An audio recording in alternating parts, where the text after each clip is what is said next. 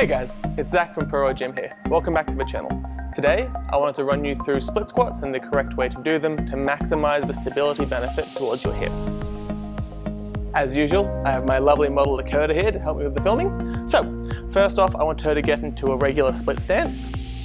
There's a few key things to focus on when we first get into this position. First off, we don't want her back foot too far back. Remember, this is a movement focusing on forward knee flexion, not necessarily sitting into your glutes or using your hamstrings.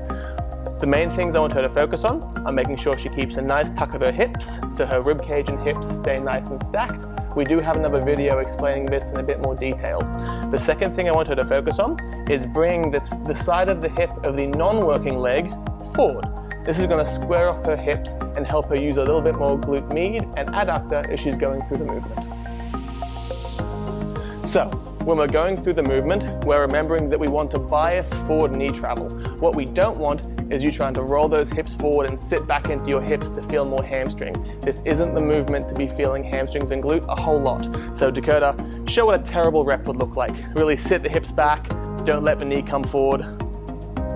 That just looks like an utter mess.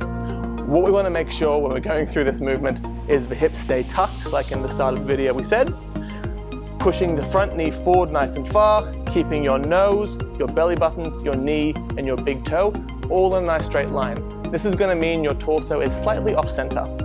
When the knee's traveling forward, it's more than okay for that knee to travel towards midline.